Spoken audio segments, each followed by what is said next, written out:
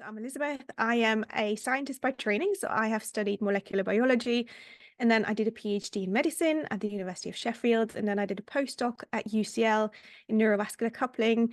And after that, I formed my own company, which is called Zeeks in 2022, which is a science communication company. So I was healthy until I kind of finished my PhD, and around the time I then started to feel a little bit unwell, and you're stressed and you're finishing your PhD and you go to the doctors and you're like, oh, I don't feel well, and my hands were changing color and they were really swollen and I had a lot of pain. And I was told, oh, it's just stress, it's just carpal tunnel. Don't worry, go home, relax after your PhD viva, everything will be fine. And then COVID started, and it was a obviously stressful time for everyone, and the hospitals were really overwhelmed. And I was like, I'll be fine. I'm just in a lot of pain, and it'll get better. At that time, I also started my postdoc at UCL, and you always want to put off things, and you're like, yeah, I'm fine, and everything's good. But then I went to the lab for a full week of work. Obviously, that was very, very difficult during COVID, and so I tried to do as many experiments as possible in the lab during that week. And when I came back from the lab, I knew something was really wrong. I was in so much pain. I had a rash. I couldn't keep any food down, and I was just in excruciating pain. And so I called my GP, and then I said, I don't know what it is, but I'm really unwell. Please just help me. And that was at the end of 2020, so still in the COVID pandemic. And she was like, yes, let's do some tests and see where we'll go. And so she did a full blood test panel, and what she found was actually that I had the general autoimmune antibody testing positive.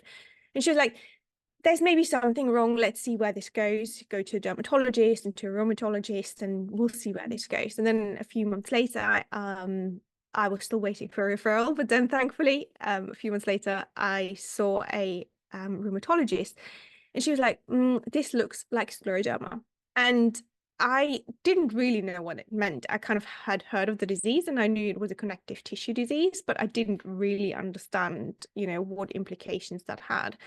And so I remember I went out of that meeting and went to my partner and said, it's fine, we've got a diagnosis, it's probably scleroderma.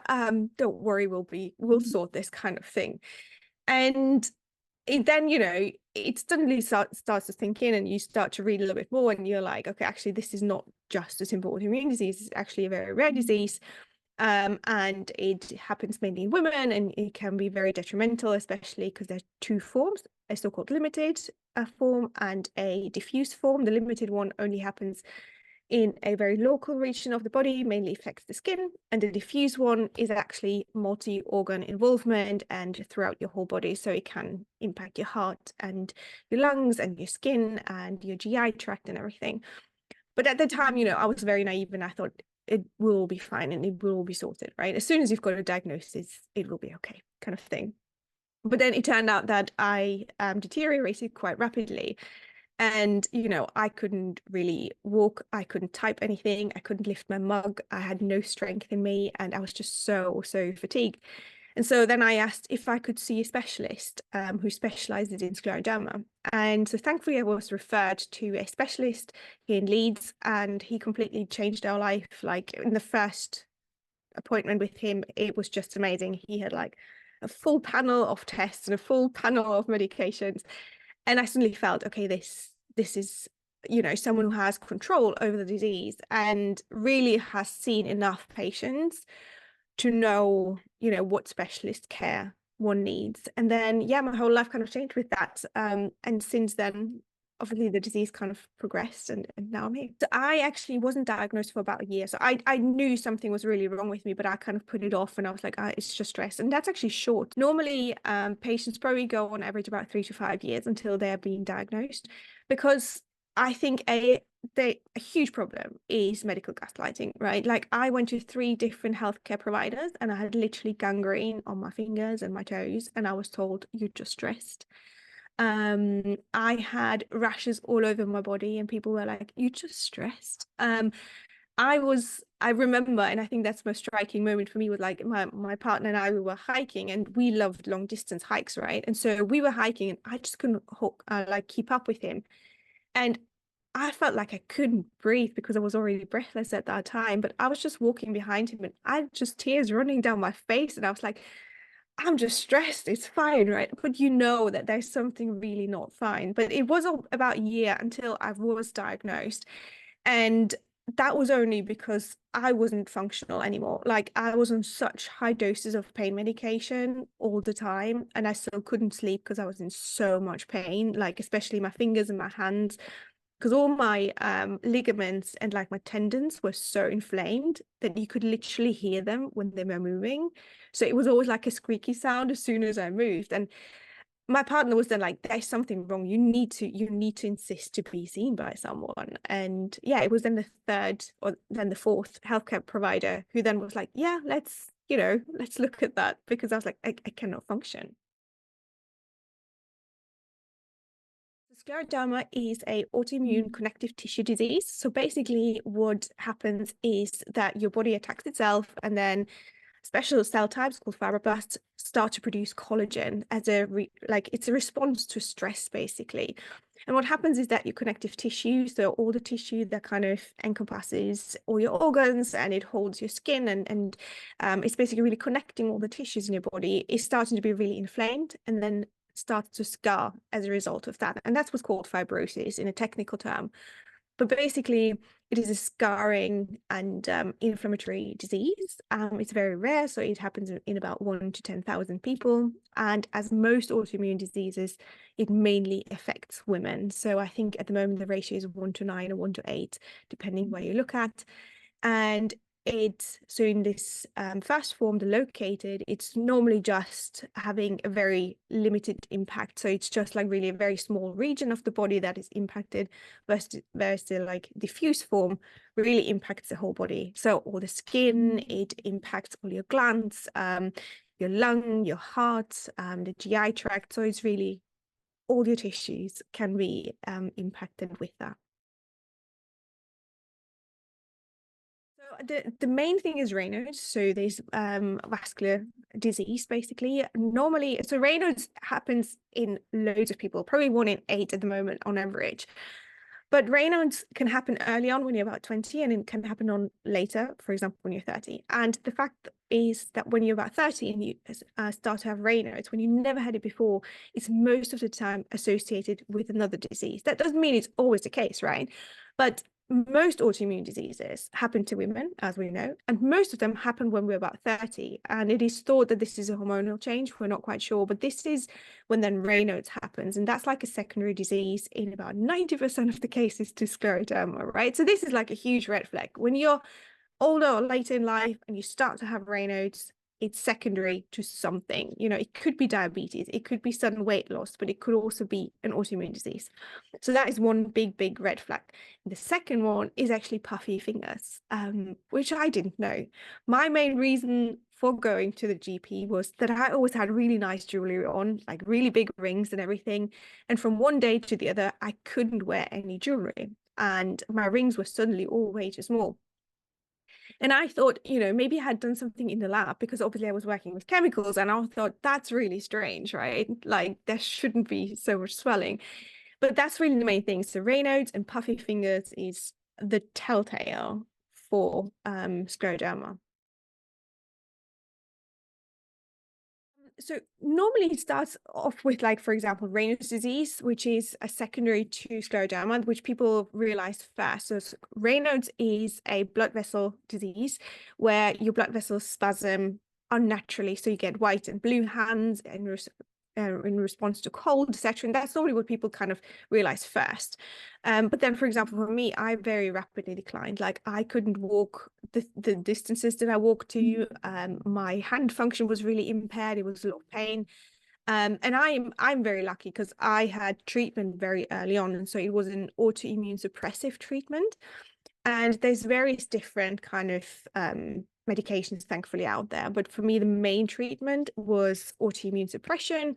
So, for example, methotrexate, rituximab, hydroxychloroquine, that's kind of the standard drugs for immune suppression.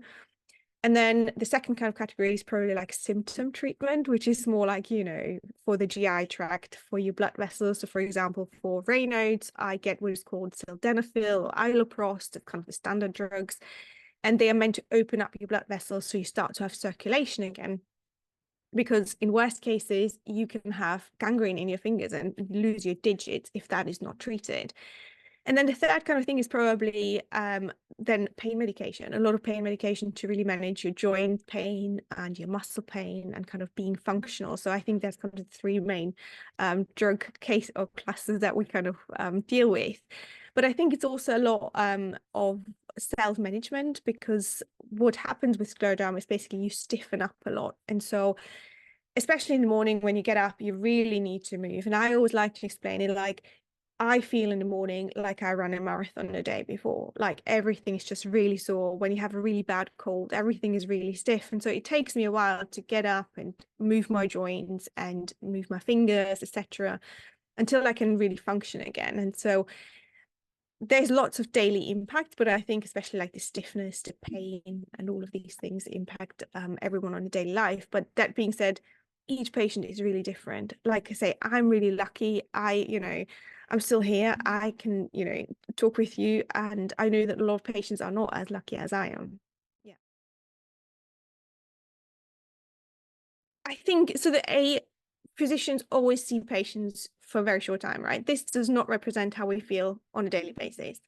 I think most of the patients try and be as good as they can when they see a physician. So often we also don't really talk about a lot of things because, for example, cognitive problems, sexual problems, work like load things. We don't really talk with a physician about that, and that's a lot of the things that fall into that.